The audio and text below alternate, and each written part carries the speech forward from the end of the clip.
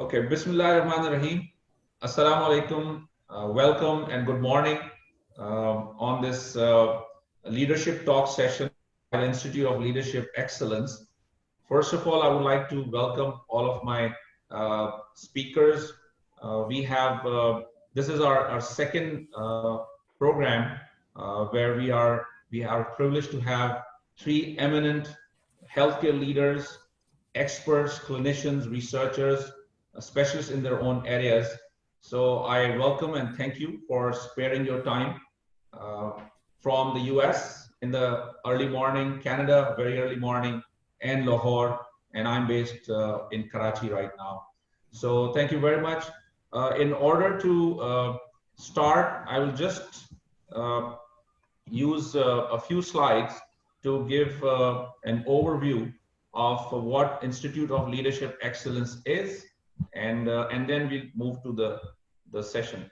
So today's session is on leading through crisis, global and local perspective. And as I mentioned, we have three very senior, globally recognized speakers.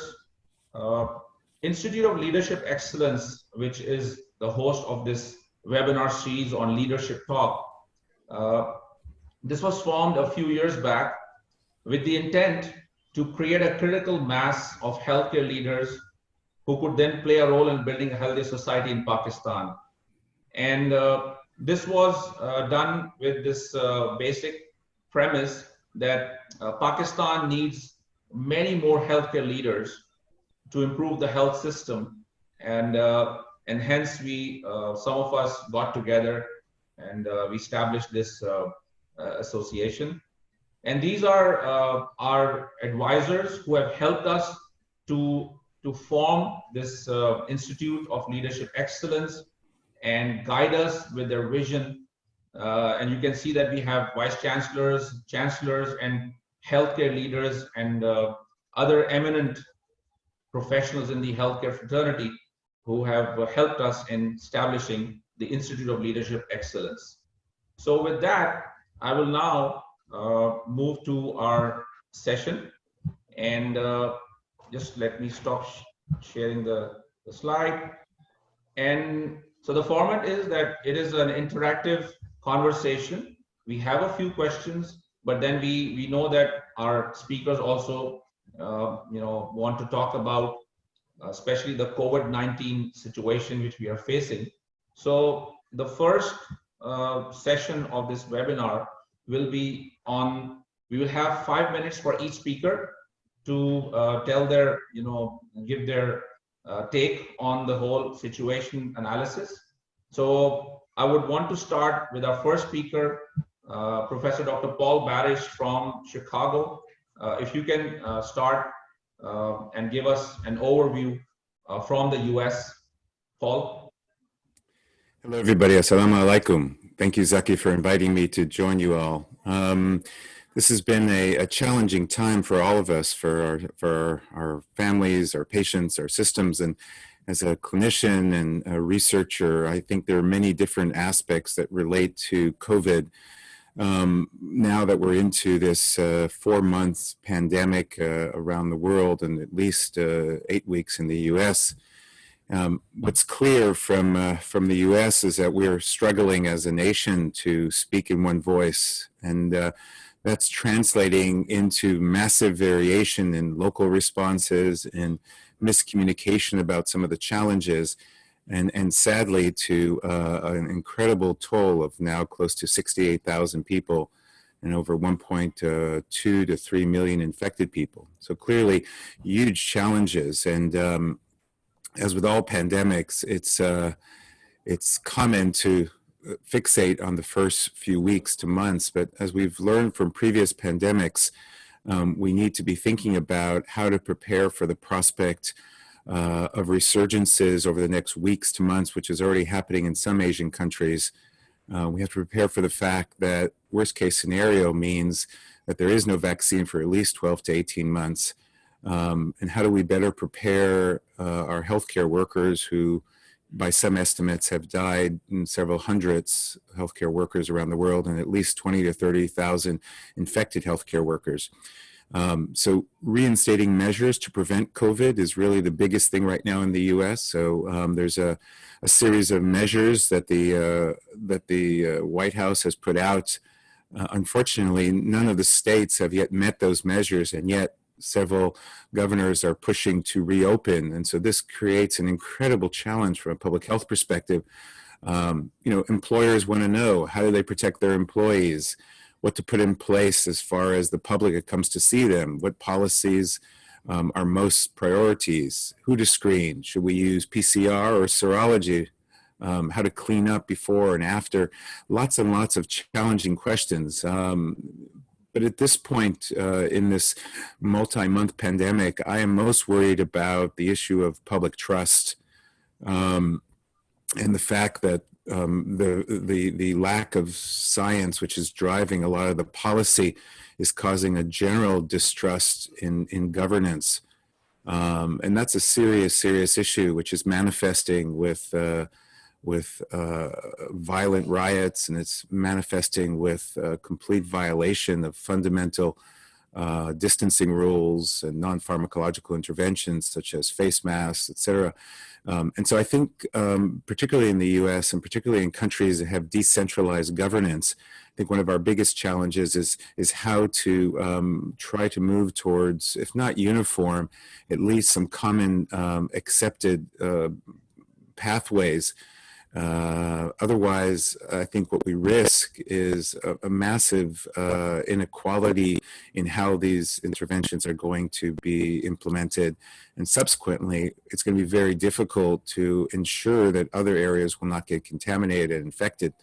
So I think that issue of trust is a big issue. The second issue is a fatigue of sheltering at home, a fatigue of quarantining.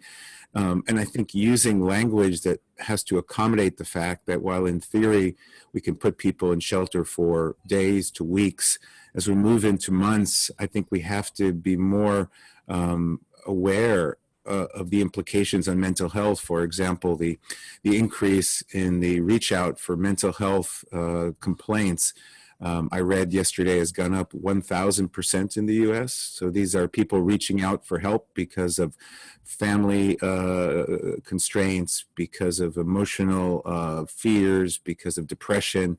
And that is coupled with a large increase in spouse abuse and child abuse and several other indicators that suggest that people have a very hard time being in close settings for such a long time. And so finally, I think this issue of the research. So there's lots and lots of research out there. Unfortunately, not all of it is that good.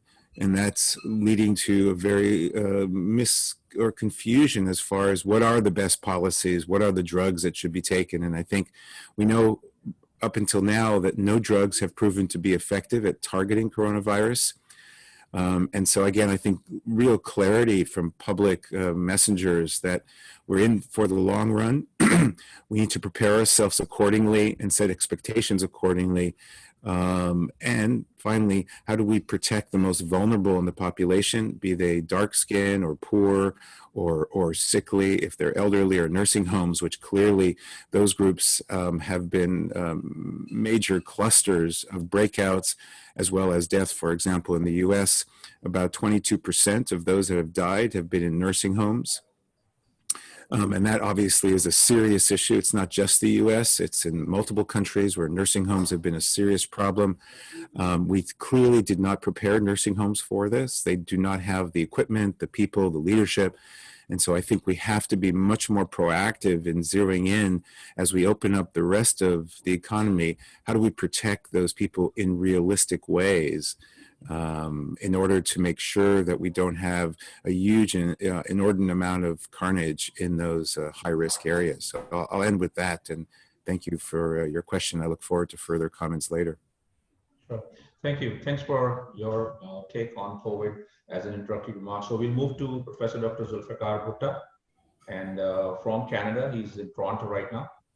And if so, Dr. Bhutta, if you can use your 5 minutes and enrich us with your Thank thoughts. you, Zaki. Thank you for the opportunity, and I'm delighted to be sharing the platform with my dear friends Paul and Faisal.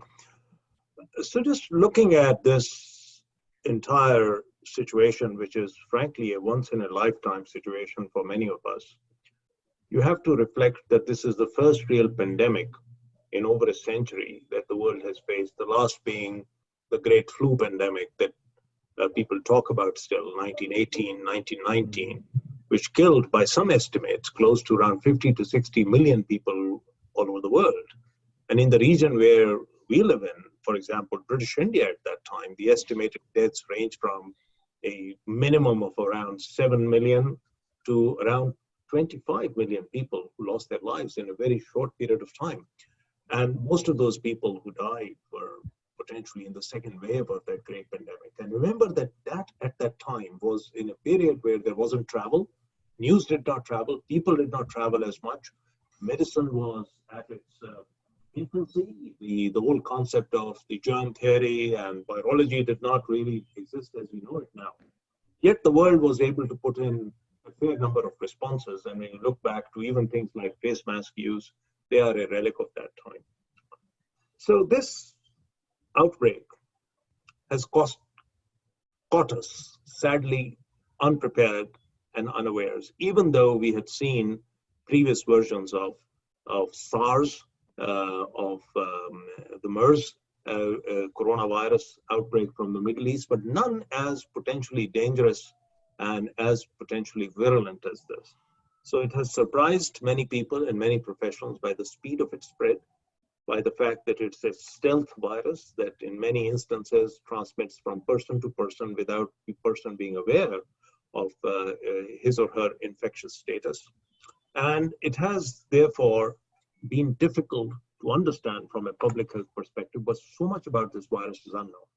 We are principally relearning new disease pathogenesis as we speak on almost a daily basis. So you have to keep that in mind, that this smart virus has given us all an opportunity for a global response as well as a global reaction. And we are still in a learning mode. So every time anybody asks me to say, tell me all that you know about this virus, I have to underscore to say, tell me all that I know about this virus today. I will know something different tomorrow because it's changing on a daily basis. So in terms of numbers, Paul mentioned the numbers. I mean, I'm looking at the Hopkins numbers from today, and they change every 10 minutes. So it's 3.5 million cases worldwide, almost 250,000 deaths, of which the United States has almost a quarter of all deaths. And you know, you have to recognize this is a virus which for the first time in living memory has killed more people in high income settings in the developed world than it has in countries without the health system. So if you take Europe and all the deaths in Europe together and the US deaths, throw in Canada for good measure, you're talking about, out of these 250,000, 248,000 deaths, close to around 170,000 deaths being in those countries. So you have to keep that in mind, that this virus is only just beginning to spread around the world. The response by governments and civic society to this is also unprecedented. Never has in the history of the world air travel between continents and countries come to a standstill. Other modes of travel.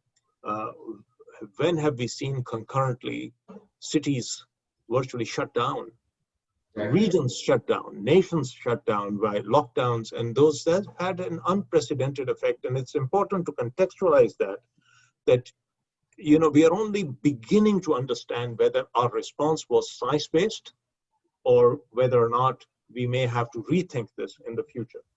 So I'll give you a few things which will help underscore why the government of Pakistan did what it did. And I know that Faisal will talk about this. So we were in a rush to close schools, close down society, close down businesses, economies. And the consequences of doing that were not appreciated in terms of their impact in the long run. And now as I look at the data and I look at the consequences 2-3 months into this, we put 1.5 billion children out of schooling. And then we said, yeah, but they will learn on the internet. But people who learn on the internet and by remote learning are those who are relatively rich, well endowed. So we have all of a sudden increased the education divide and inequity enormously. We put so many people who are subsistence laborers, farmers out of business. And now we are beginning to realize that the economic costs of doing that are potentially at a societal level much greater than what we could have done by alternative strategies. So I think over time, we will begin to learn some lessons from the economic, educational consequences, and the fact that inequities in our health systems and services have widened enormously. And why do I say that? You see, for the last 2.5 months or thereabouts in Pakistan, all preventive maternal child health services, and I'm using Pakistan as an example because it's my own country and therefore I know it best. All preventive maternal child health services are at a standstill. Exactly. Outpatient closed, immunizations standstill, polio program completely paralyzed. Now, when you put all of that together, it's not that you will turn a switch and everything will come back online. It will take a long time to bring that back. And by the time we do it, maybe potentially a whole birth cohort for about 6 months would have been left unprotected. I think those kind of costs we need to take into account as we look at what we need to do. So Right. why am I telling you this?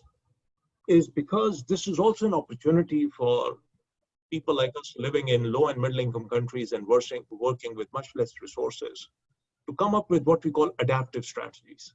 Strategies that are not a carbon copy of what people are doing elsewhere with much greater resources, where countries can simply withdraw $2 or $3 trillion out of their reserves and put it for public use.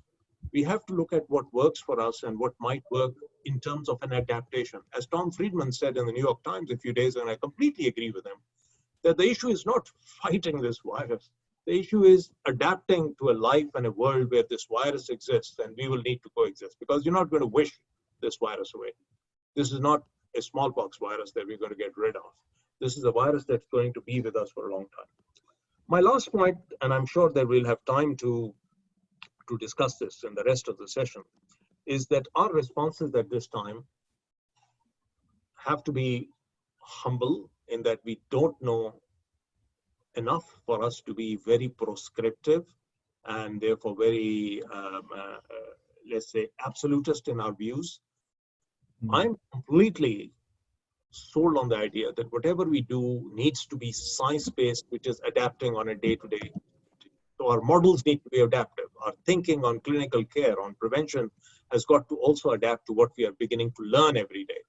2 weeks ago, everybody said children are really hardly affected by this disease. Today, pediatricians are becoming extremely concerned because they are seeing vasculitis, they are seeing thromboembolic phenomena in young children, they're seeing Kawasaki's disease. So we need to be very humble in terms of how we approach this, but we must have a science-based approach.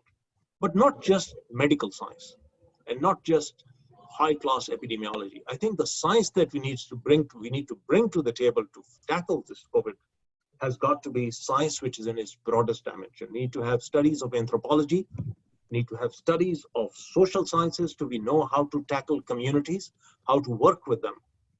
I will be discussing in a minute as to whether some strategies that we have of identification and then, quarantining and isolating people are actually putting people at a disadvantage, in the sense that many of them are now becoming averse to reporting just because they look at some of the ostracization. Yes. and the social consequences of this. Yesterday, we lost a doctor in Karachi. Yeah, in Karachi, yes. He refused to go anywhere because he was so concerned about the impact on his daughters. Exactly. We'll talk about that. Dr. Bhutta, we'll talk about that. Equitable distribution and justice. Okay, thank you very much. And as I said, we'll talk about that in the next 2 sessions which we have. So moving to Dr. Faisal Sultan, who carries this huge responsibility. He's an infectious disease specialist himself. He's the CEO of the largest cancer and research hospital in Pakistan, Shaukat Khanum Hospital, and also the Prime Minister's lead. So leading from the front, looking at the governance. So Dr. Faisal, if you can help us to understand how you guys are tackling this outbreak, this unprecedented situation in Pakistan. So over to you. Right, thank you. So indeed, to be in the eye of the storm, and a perfect storm, and what a storm. So I think, I'll quickly run through some of the ideas, challenges, and themes that I've come across in trying to deal with this. The first and foremost, and this is reflective of what Paul was saying, which is a coherent response. And because we are a federal structure, one of the challenges has been coherence, not only at the governance level and what is messaged out to the public, but also at the operational level of how actually we connect the provinces together, each of whom actually have a fair mandate on operating on their own, at least pre-corona. But things change. And so we've had to build really what had been put asunder in some ways as we went along. And so, from the very mundane and simple stuff, supposedly, of getting data together, just making sure that some decision makers at the center are actually getting an accurate and connected flow of data, and, instead of calling around every day. So the coherence, not only in the detection of what's going on, but also in the response, as well as the messaging, has been a challenge. And I do feel that some of it has been overcome by a lot of at least backdoor communication and cooperation, as opposed to whatever goes on in the political domain. Whatever fists fly, that's another matter. But at least at the back end, there has been a lot of cooperation, a lot of coordination, and very similar, at least objectives, one could argue, with methodologies at times. The other major challenge, which I think everybody else has also found, is working when very little is known, and to navigate in really dark waters. And I think it's always a little bit easier if you know some landmarks or some path to follow. And here, as Dr. Bhutta was saying, things are changing every day. And so one is expected to inform, at least from my perspective, one is expected to inform based on some science. But the problem is the science keeps changing. And the decision maker very often will look at you and say, well, what was it 2 days ago? And yes, in 2 days is a long time, and where we are. So the second challenge, I think, beyond coherence, has been the need to decide when a lot of unknowns are there, and to then take these decisions essentially in some degree of vacuum, but then to keep it grounded to what you have. And at the end, you do have to make a decision, lack of knowledge notwithstanding. So that's been the second one. The third bit is that despite knowing some stuff, what's not known or hasn't been known are counterfactuals. What if you did that, or what if you didn't do it, and how does it work for us? And a lockdown in Hubei or in Spain or Italy may mean completely different things. And what indeed are the unintended consequences of all this? Some of us have really worried about not just the economic impact of it. And when you say economic, a lot of non-economists or the general public tends to think, well, you're placing money in the same sort of place as life. And the issue is that it's well beyond any direct monetary consequences. It's got life consequences. And as Dr. Bhutta rightly said, the kid who's not getting immunized, the consequences of that, as well as on disruption of an already fragile health system. People are postponing care that can sometimes be postponed, but not quite. And the woman who's supposed to deliver at a healthcare facility safely, but can't because she can't get there, or the threshold to cross to get there is too high. These are mundane small examples, but put together across the health system, these are massive things, which the impacts of which will only become obvious with time. The other challenge, I think, from a leadership perspective, has been to try to work beyond our primary disciplines. This is not a health or an epidemiology or an infectious disease problem. This is beyond, I think, any one of us, which any one of us has experienced in our own lifetimes, as Dr. Bhutta said. And I think it's stretching us, straining us, really tiring us. And I think we all are at the edge of our capability to really get all these disciplines into our own heads and trying to help decide keeping. How do you balance?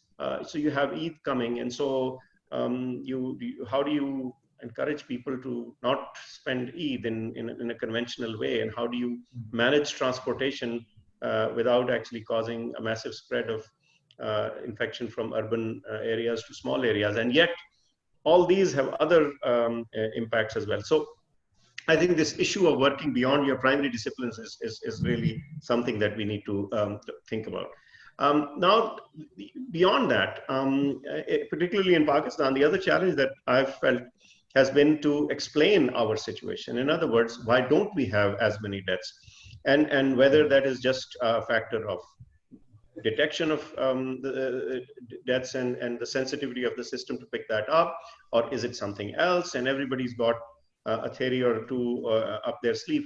So again, the mix, the barrage of information that is coming your way, and the way of the decision makers is getting to a point where it is impossible sometimes to ensure that fake, false, half-cooked information is not fed into decision making. So that's been the other challenge, and we've tried our very best to make sure that the decision making remains informed and grounded in science, whatever little there is of it as we go along, but at least it's based on some science. Two quick things. One is the extreme polarity of opinion, and as somebody wrote the other day, I don't know if you saw it, a little bit going around, which is that we are in the same storm but in different boats. In this country, the elite, the privileged elite, is of course very pro harsh, hard, prolonged lockdowns. Perhaps their point of view is driven by their own sense of vulnerability, of how they perceive threat and risks, and how they see the rest of the world. Maybe they're more connected. Maybe they look. Maybe they have more older people in their households to worry about, and so on. So I'm just picking out a few things that Yes. derive people's opinions, and yet the larger population hasn't yet seen that kind of numbers in their own world, and so their disruption is of a different nature altogether, and they feel that perhaps this is being done too harshly. And so how to take this along and how to balance this has been the other thing. And last one, of course, we need to titrate. We need to keep adjusting and be a little humble about it. We will be wrong for sure in one thing or the other, and to keep learning and to keep adjusting as we go. And I think this is just a few of the points that I felt have been important at the sort of leadership decision. Thank you very much, Paul, Bhutta, and Faisal, because this was just to start the conversation. I think that we had a good overview of the whole situation. It's definitely unprecedented.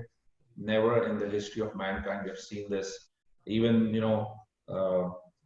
I don't know who said that today, that even the Karachi, we could see the stars, the ozone layer is getting better. There's so many things happening which we could not have thought about. So let's move towards our next, session. And that's, I'll ask a few questions, and I'll start with Paul. And Paul, working in US as a clinician, as an anesthesiologist, as a frontline worker, I would say, and also as a researcher, an expert on patient safety, quality, system innovation, etc. So, and a healthcare leader, obviously. So my question, Paul, to you is that what's the role of leadership, governance, and effective and timely decision-making in managing COVID-19 or something of that sort in the light of the US or the UK versus, best cases? So we know what happened in the US, and we all, talk about it, and Dr. Bhutta has given the numbers also, you've given the numbers. So, maybe you can help us to understand the role of governance and timely decision-making. Yeah. Paul. Thanks, Zaki. We have at least 40 years of research on decision-making under crises. We have a formal way of weighing decisions. There's lots and lots of lessons that have been learned through wars and previous pandemics. What strikes me is most challenging these days is that the war on science, which is leading to a whole series of alternative ways of thinking about this because of all the issues that Faisal and Zulfi mentioned, means that the role and importance of what I call resilient leadership has never been more important. Resilient leadership, as we're seeing from bad examples, you alluded to some of them. I'd like to focus on some of the good examples that I'm seeing working with researchers around the world. Number one is Taiwan, which in many ways to me is one of the most impressive, although not recognized by the WHO, a country of 28 million people 3 months ago have focused on building trust. That was their approach, not technology and not detection, but trust. If the people don't trust us, they won't tell the truth, which is very, very interesting. So, for example, in Taiwan, they realized, based on SARS, that there are 3 or 4 things that people will start panic buying. There'll be masks, there'll be eggs, there'll be flour, and there'll be toilet paper. So in January, Zaki, they developed an app that tells you where you can find toilet paper in Taiwan. Now, it seems like a very, but in fact, people.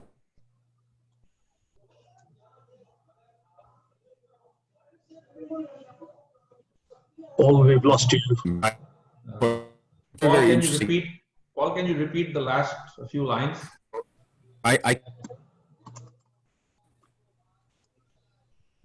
Paul, we're having okay, we got you. Sorry, can you hear me?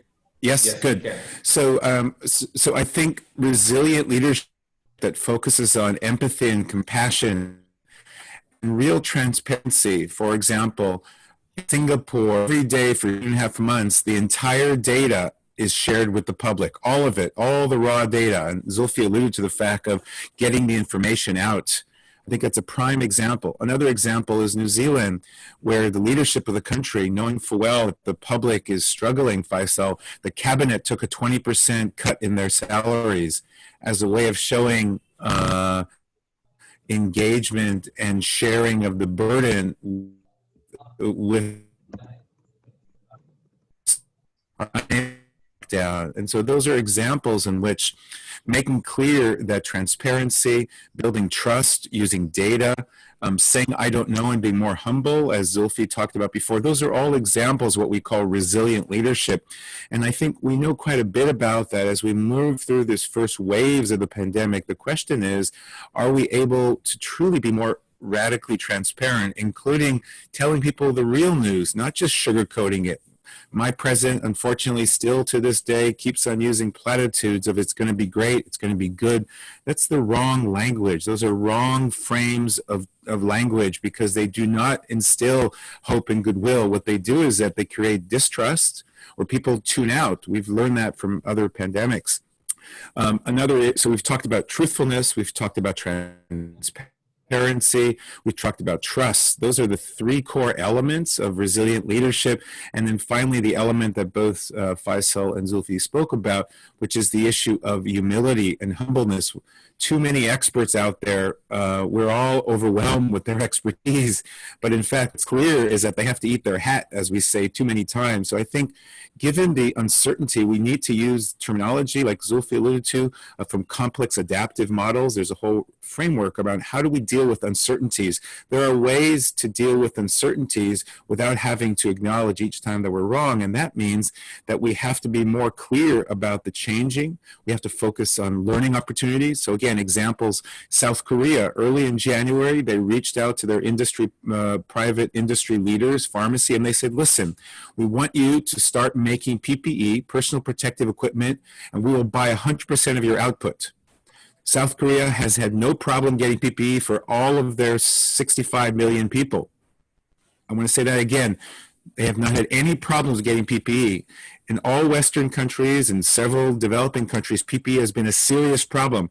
In South Korea, they've not had a problem because they reached out to industry and they said, listen, convert everything within 4 weeks, start making masks, start making plastic shields.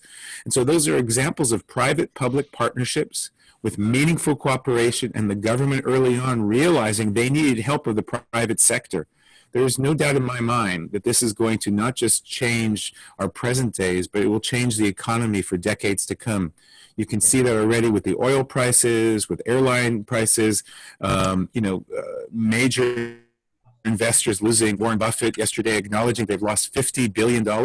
All these things are examples of how we have to change in much more cooperation, much more adaptation, and more willingness to be more honest about the fact that we are making mistakes. And perhaps I'll end this part by saying that when you look back at the AIDS epidemic, there are multiple studies showing that within the first 5 years, most government policies around the world were wrong. So it took 5 years to actually understand how to make it better.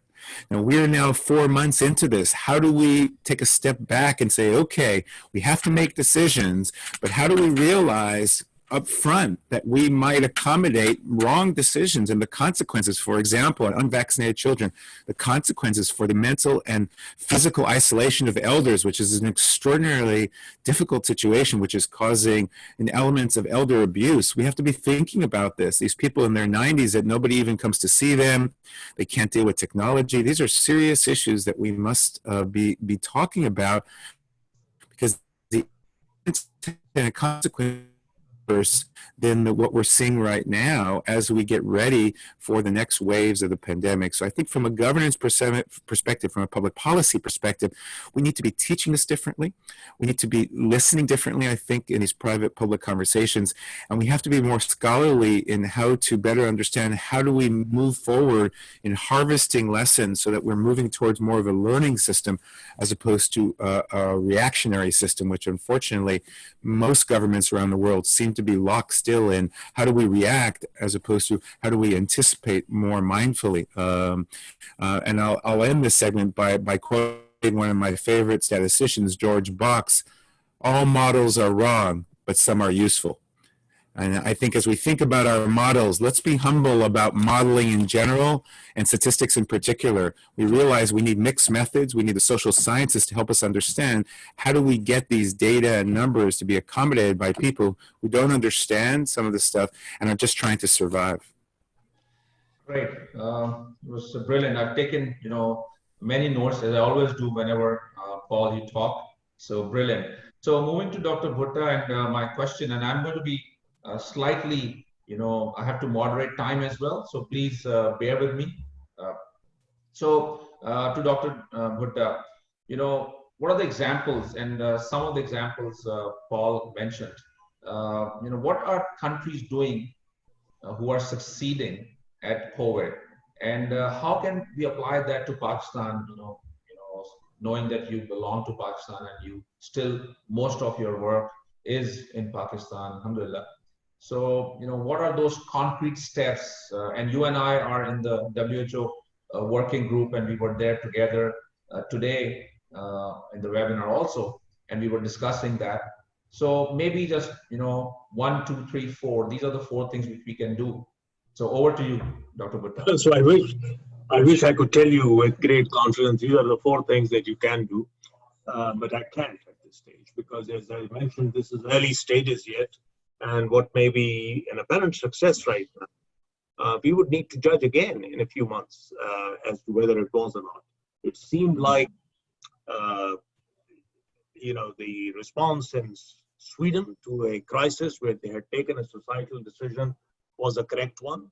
We will have to judge that in a few months when we compare who they lost, how they lost those people in their society, and whether or not the price was worth what they paid.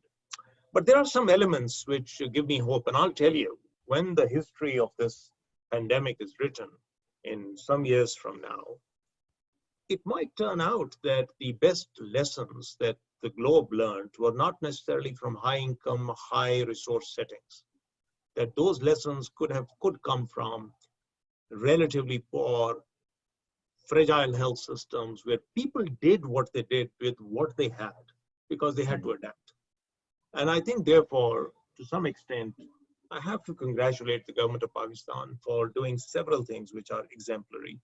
Firstly, the speed of response. Now, one can quibble with what was done or not, but remember, we are dealing with a pandemic that nobody has seen before. In fact, as I wrote recently, at the time when this pandemic started and the first Irene came in from Taftan, people were not even aware that that was that volume of ground traffic between Iran and Pakistan. Exactly. So we had virtually no facilities on the ground. Yeah.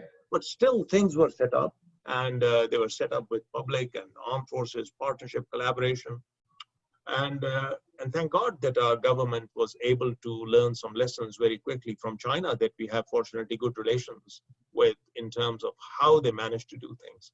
So there are 5 things that the government of Pakistan has done, which I think are pretty much exemplary in the short span that we have. And then I'll give you a few which they can do better. So the first was setting up a command and control system, which I think took a little bit of time, but then having a system whereby centrally they could look at the thing from the macro picture to the micro and begin to get data together. Now, you and I can quibble as we did this morning. We want more data, we want more granular data, but it's easy to add that granular data on top of existing surveillance systems. Right. So they were able to do that. Secondly, unbeknown to many people, a very rapid strategy was put in place to become self-independent in many things that we were going to need for months to come, if not years to come. Diagnostics, protection equipment, maybe even health system response strategies. And remember, we started with nothing.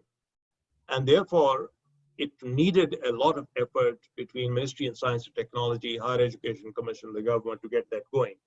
And that is going. And you may have seen the reports yesterday that we now have no shortage of hand sanitizers, personal protection equipment, that we can get that out at scale and at a fraction of the cost that people have. The third was the ability to principally start social distancing in a measured manner, where you could principally take the people with you and enforce things. And I think the rapidity with which that was done also surprised many people, because normally it's not possible to do that, but they did it in a thoughtful manner. And you did not therefore see the chaos in Pakistan that you saw in India, where all of a sudden you just told people you got 4 hours to principally just bring your life to a standstill. And what happened? The poorest of the poor in the slum populations decided to walk back home. Yeah. And that was a total. Remember, you haven't seen that chaos in Pakistan. Exactly. It was simultaneously, and I give credit to the Prime Minister, that he saw at an early stage that how important social protection would be here, and to use a mechanism that existed. Now, to start something brand new at that stage, to say how we can get money in there to people who need it most, would have been very, very challenging. So we built it on the backbone of the ESAS program. And I all credit to the leadership of the ESAS program. Also, Sania Nishtar was able to deliver. And I think a lot of that is getting out now. And the fifth thing that is a lesson for many people in Pakistan, and it's not documented, is the amount of private philanthropy. Remember, we say in this country, people who help each other are your neighbors. And therefore, we don't let people starve. And therefore, that has been also a phenomenon worth seeing, that a lot of civic society organization people have come forward, and as a result, therefore, nobody can question at this stage that anybody has died of starvation in Pakistan, despite the fact that people have not been working. Daily wage workers have not been working for 2 months almost. So those responses in terms of doing things immediately were great. Where we could have done a little better was to use that opportunity, and I would love to hear your views on this, Faisal, was to use that opportunity to strengthen our information system. As we were saying this morning, we knew at that time that we will have to depend upon getting good data over time on many things that we have hitherto not invested a penny in. And vital registration system, just knowing how many deaths are there across age groups in our districts. Is our district information system capturing deaths? Do we have a triangulation with other mechanisms? Remember, every death in Pakistan has a funeral. So if we wanted to, we could have combined the government surveillance with a graveyard surveillance to know the numbers. And at this point in time, we are struggling because 460 deaths due to COVID in a country where we know that about 12,000 people die every day on an average. I mean, that is meaningless unless you tie it to a background of numbers. We could have done much better. And there's still time to build in a vital registration system, which many countries have. Even India has. around which you can very rapidly build and say, you know, these are excess deaths over and above what you have. The second, I think we should have done much better in terms of building a national consensus around this, which was totally impartial, non-political, a bit like a warlike situation, where we could have brought everybody together across the political divide. Remember, in a country like ours, 215 million people, we have provinces which are of different political bearings, and irrespective of the federal government, Pakistan is a federation where the power is in the provinces. And therefore, to bring them all together at an early stage could have avoided the bickering that I've written about that is really so demoralizing and confusing to people. The third, what we should have done is we should have brought our science community together. And although we are very, very fortunate that we have people like Faisal and Faisal Mahmood and others, you know, who are advising the government, but at the end of the day, no one individual can do it. And therefore, to build that consensus and grouping within provinces and federal of what is our think tank, our academic think tank. And people who have attended the National Nerve Center meetings have commented on the fact that how nice would it be to have a parallel science process whereby we could have the best epidemiologists, the best scientists, the best, you know, public health specialists, and best anthropologists who could tell you exactly how we need to go about this. The fourth that I wish we could still do better is to experiment at a limited scale with different approaches to an exit strategy. I'm quite convinced that we will not be able to implement a single exit strategy in Pakistan because we are so diverse. We have rural populations which are very sparsely populated, where the risk is much less. And we have large urban centers where we have urban slums where people are living on top of each other. Now, our responses, therefore, have to titrate against that geographic reality.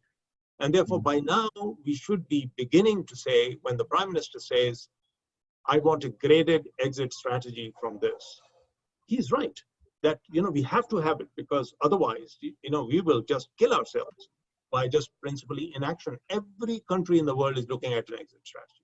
But in Pakistan, I feel that there will not be a single exit strategy, that we will have to have different things. And by now, we should have begun to do some pilots in different places. And my last point is that we failed spectacularly to bring our clergy on board, our religious scholars on board. And that is going to cost us dearly, I fear. Other countries, which are Islamic countries, Muslim countries, this is a non-issue. When I speak to my colleagues in Egypt, and they say, do you have a difference of opinion out there? We were able to get Al-Azhar and other people get together at a very early stage and decide this is what we need to do. In the epicenter of Islam, in the Middle East, in Saudi Arabia, they decided at an early stage in a consultative process. Yes, it's a kingdom, but they decided in a consultative process, this is what we're going to do. You're not going to have communal prayers. We're going to close the Haramain Sharifan. Everybody accepted it. The world accepted Right. it. Yeah. It's been very difficult. And I hope moving forward, we can do this better because I really fear what will happen at the end of Ramadan. Okay, so great points, Dr. Bhutta. Thank you for, you know, giving us 5 pointers as, you know, learnings and take home. So moving to Dr. Faisal again. And, you know, I have in front of me this, the report of the SERMO survey of more than 20,000 global physicians. And 58% of US physicians report that HCP is testing positive for COVID-19 in their hospitals and clinics. So obviously we don't have any local survey done in Pakistan, if not that I'm aware of. But this issue, as Dr. Zulfiqar also mentioned early, that even yesterday a physician died. So if you can just elaborate, you know, what is our policy and how are we protecting our frontline workers and how are we equipping them with this PPEs? What's the strategy just for the audience, and how has that strategy been, how much successful has that been? So if you can talk about the frontline workers, their security, equipping them to fight this battle. If you have to unmute, Faisal. Yeah, I got it. Yeah. So right off the bat, before we go to the strategy, to build strategy, one needs to know what the roadblocks were. And again, one of the issues was that there was complete opacity in terms of where the action was or was going to be, what was out there in terms of people, equipment, and so on. And so a fundamental quantification of the need was the first challenge. What we were able to do was very quickly get from the healthcare commissions data on where the main action was going to be. So which were the hospitals that had more than X number of ventilators? Who was the staff? Did you have critical care physicians, nurses, and so on? But beyond the simple quantification, the other challenge that came along was what exactly did you or were you to guide them? At a base level, all the provinces were free to and were empowered to actually have their own set of guidelines and to have their own flow of protective equipment. But yet, one couldn't just invoke this federal structure and say, well, we're not going to do anything about it. So very quickly, you had to put together where the need was, where the most urgent need was, and how to actually get that across to them. One challenge during this time, in addition to anything else, was that the guidelines that everybody worships kept moving. Whichever one you looked at got changed or edited or moved about as time went along and as people understood things better. As a very sort of operational example, the use of N95s, whether they were to be used in only aerosol generating procedures or for a larger set of healthcare workers. And this is a small tick or a cross in a table, but at the end of the day, it's an exponential increase in the number that you require. So one of the challenges was not only to just map what you had or where the greatest need was, then to actually supply it directly, which was done, but also then to supply it based on a rational set of guidelines.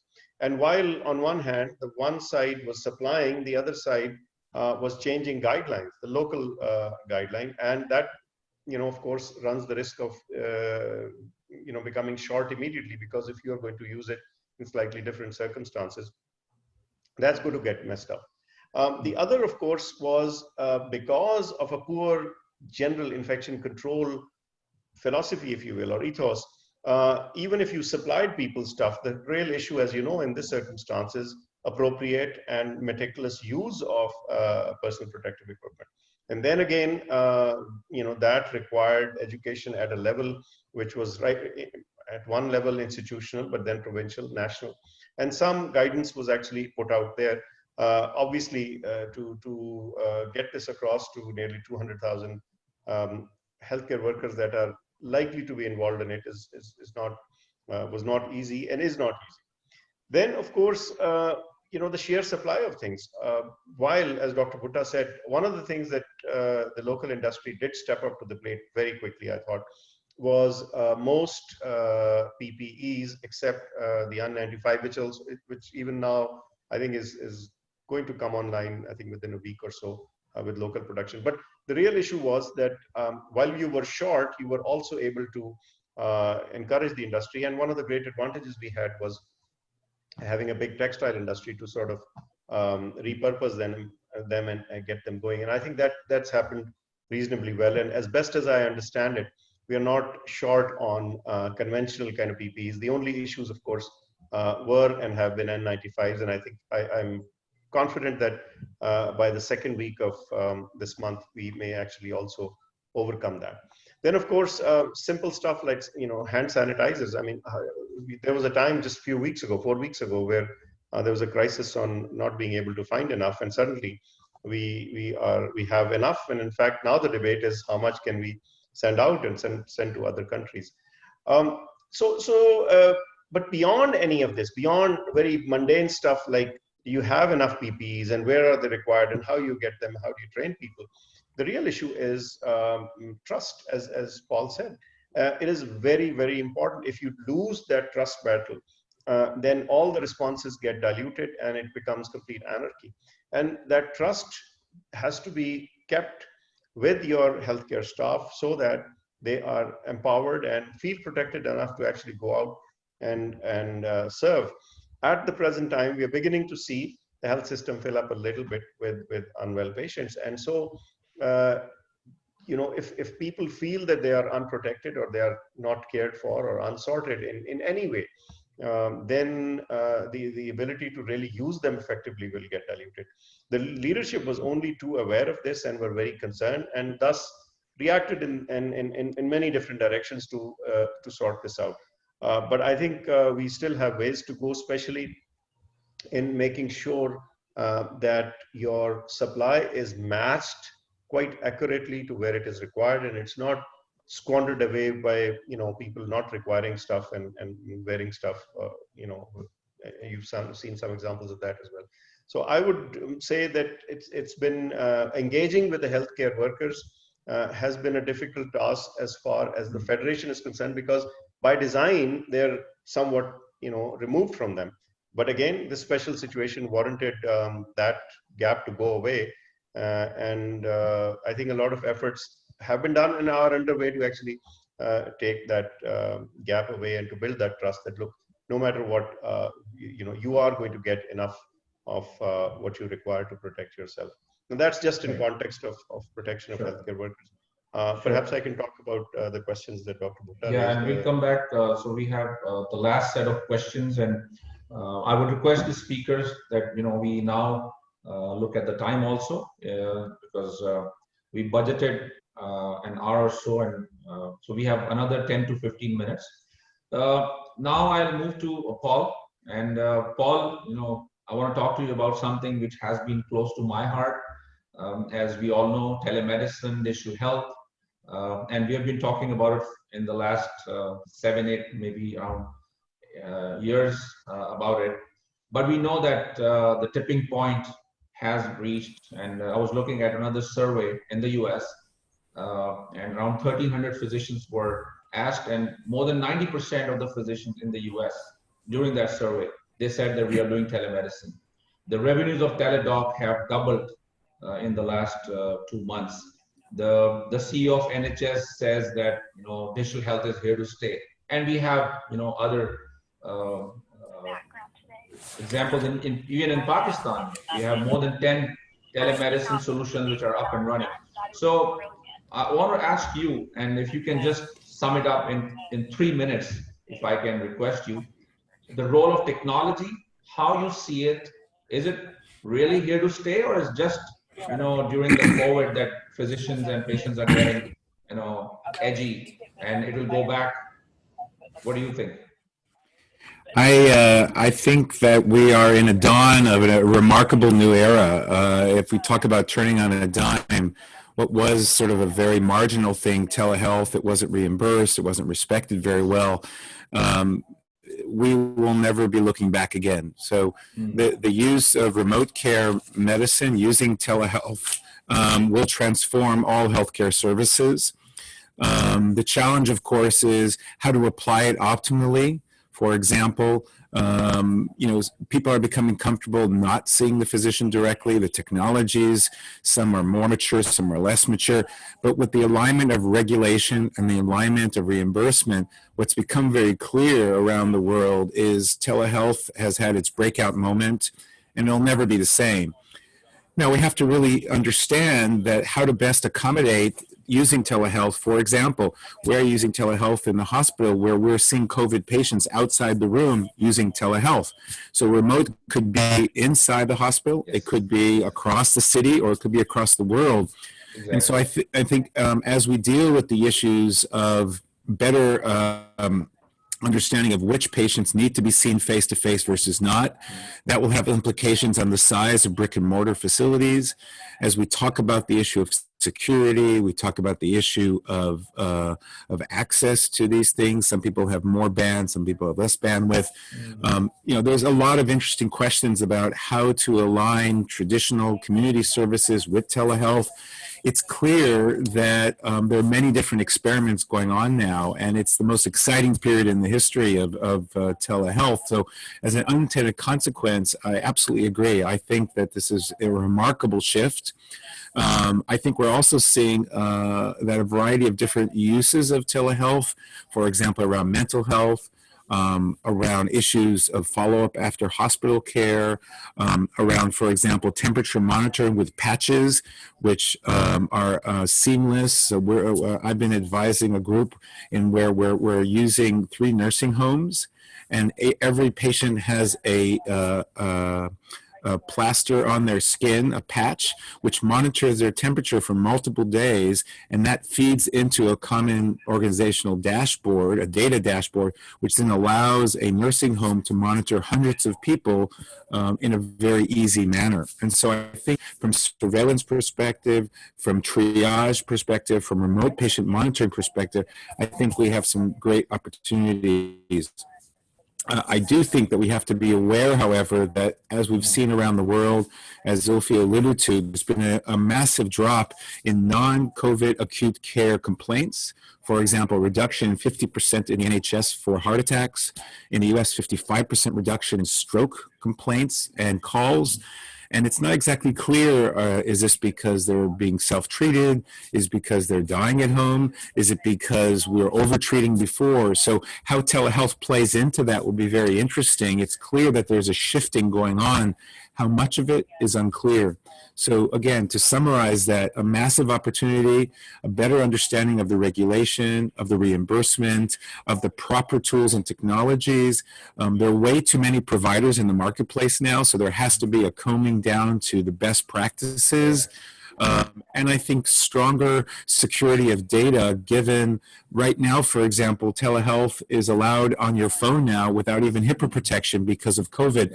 That obviously has gone too far. We have to find a way that we provide good access, but we also protect data security, particularly around stigmatizing data, and we make that readily available for better research, better assessment, and highly aligned with medical records. So this telehealth doesn't become a standalone, but it connects and is seamless to typical electronic medical records. So this can be a repository for future research and better understanding of how to support and teach and underscore the challenges around better use of telehealth.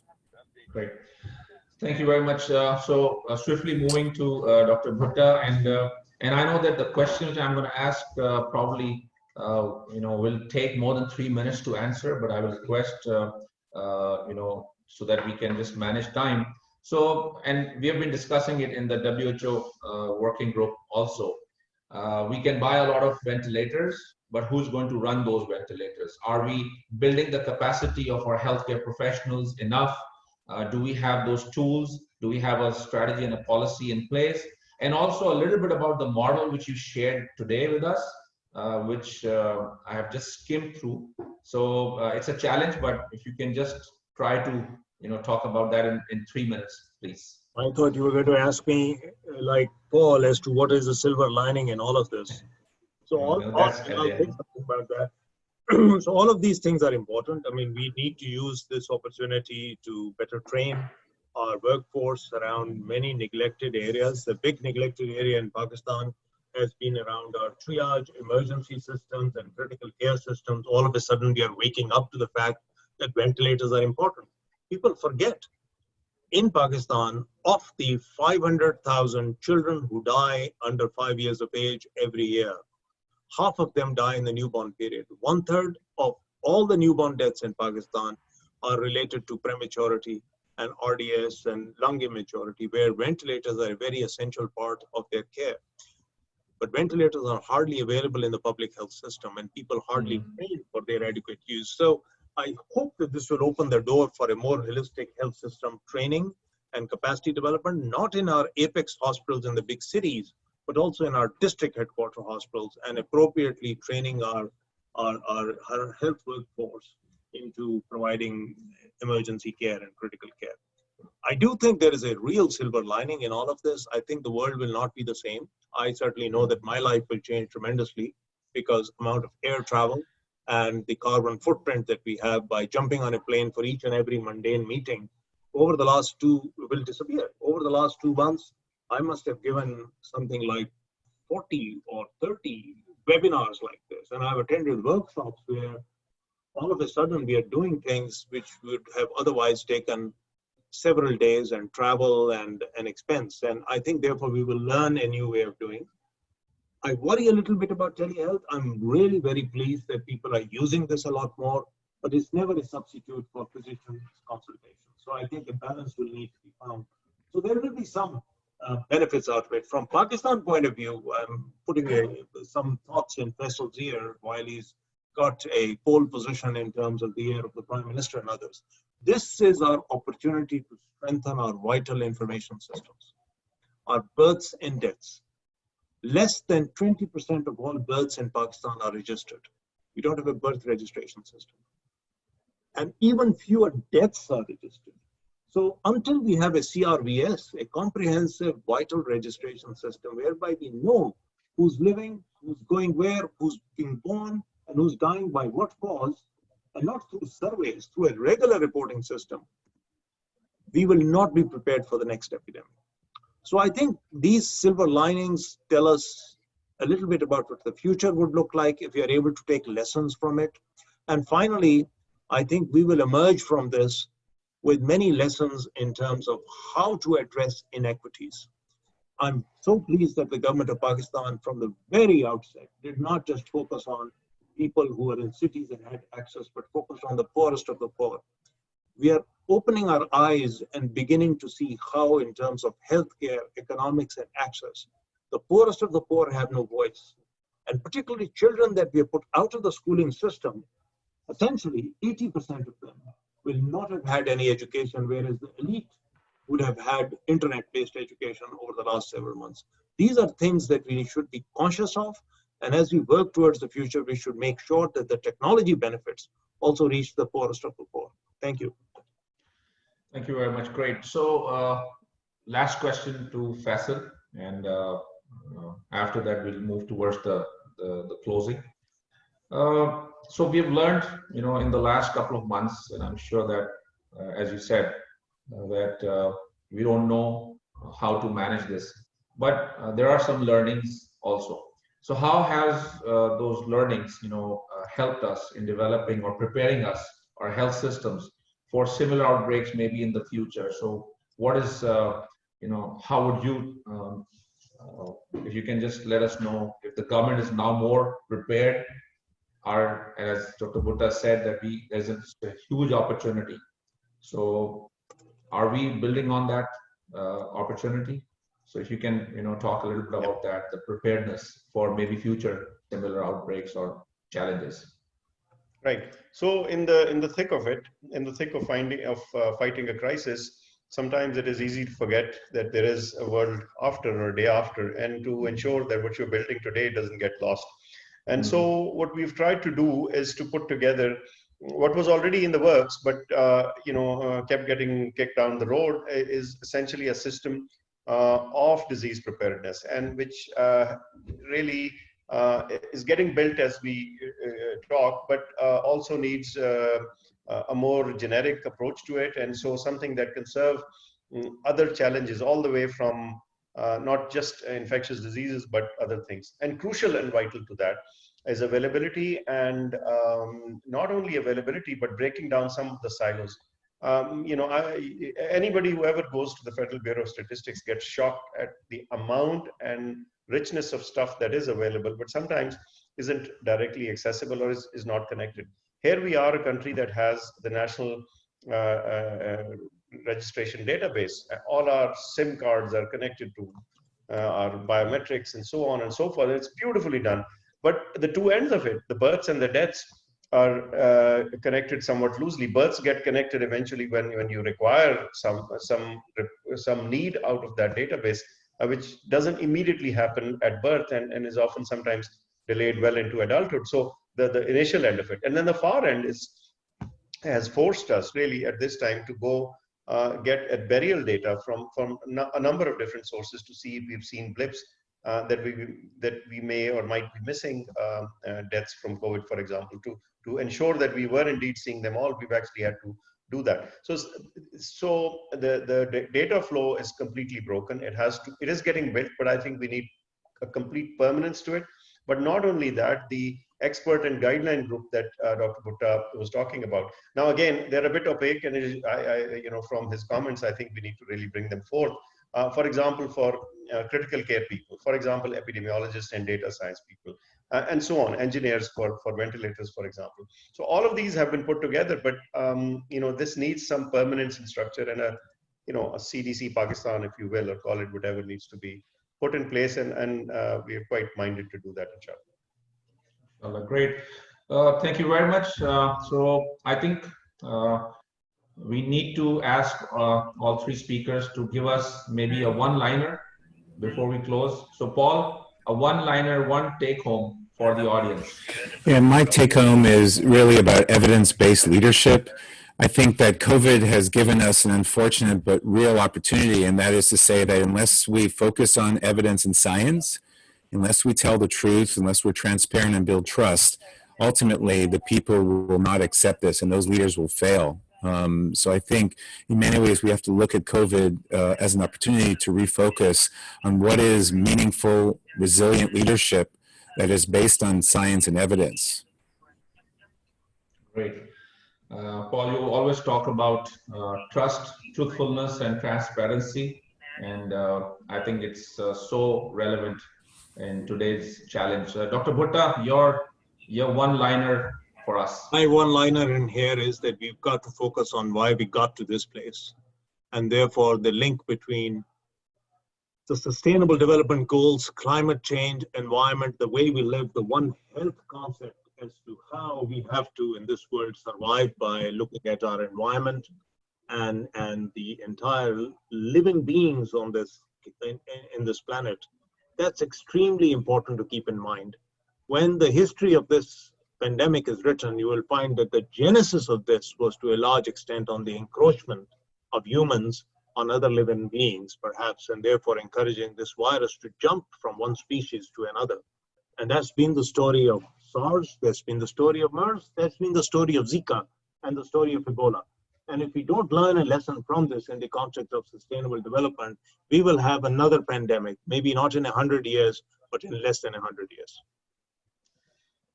Food for thought, and maybe we can have a full webinar on what you just said. Faisal, you are in a very important, significant role, and for us at least living in Pakistan. So your one or two liners at the end. I think I could say the two things that Paul and Dr. Bhutta said, I think are crucially important. But let me just add one more, which is to not lose the lessons that we are learning. There is plenty that we are learning, and learning what we did wrong. And it's an opportunity, a tragic one, but nevertheless one, to really re-gear ourselves and to retool ourselves into how our leadership actually allocates resources, designs things, so that I think we don't make the same mistakes again. And I think this learning ought not to go to waste is my primary sort of take out of this. I hope we don't lose this. Great, brilliant. I'm sure that all of you would agree that this was a brilliant 75 minutes of conversation, good learning opportunity for our healthcare leaders in Pakistan, and a lot of take-homes. I've written down notes for myself, and I'm sure that the audience would have done the same. And I wanted to summarize, but there's so many things, and I'm glad that all the three speakers helped me to do it. So there's no need for me to do it now. But there's only one thing which I wanted to say, and again, a student of learning health systems, from patient safety to technology to leadership, and developing culture of safety, as Paul would say. One thing which I have noticed is that if you look at Dr. Tedros, he mentioned in one of the press conferences that he dedicated one of his tweets on one word, which was humility. And I think that Dr. Bhutta also mentioned during his talk that all what we see has done at least one thing to all of us, and it has made us humble. And we know that we don't know a lot of things, but still, as healthcare professionals, it is our duty, the oath which we took, and alhamdulillah, all of us, some are doing very good work, some are not doing so good work, but at least all of us are trying. And you pointed out on the philanthropy side, I think again, just like the earthquake and all other calamities, people in Pakistan have again stood up, and they're brilliant stories which we can talk about. So I think that one of the things which I would suggest is that all of us remain humble. Nature is trying to teach us something probably. So with that, I would like to end again. Paul, thank you very much for joining us from Chicago. I think it was 8 a.m. in the morning. So again, always a pleasure to hear from your wisdom. And the pearls of your wisdom are always, I at least learn every time. So thank you very much for being with us. Thank you. Dr. Bhutta, you keep reminding me that we have been talking and working on the telemedicine side for around 20 odd years. But now I think that, we are seeing that it is really, really helping patients and physicians in a meaningful way, and in Pakistan also, alhamdulillah. So thank you very much for being with us from Toronto. I know that you have a very busy schedule, but it was great having you with us. Thank you very much. Thank you. Faisal, again, I know that you are traveling from Lahore and Islamabad, and you have this very, very sensitive role which you are playing, looking after a hospital, then being the lead with the Prime Minister and the government, and trying to manage a situation which is unmanageable perhaps. So thank you very much for giving us your time.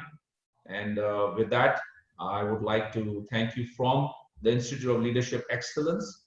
And probably we'll let you know about the next webinar with luminaries and experts like yourselves. So you stay safe, all of you stay safe, stay well, and take care of yourself, and have a great day ahead. Thank you very much. Thanks very much indeed. Thank you. Assalamu alaikum.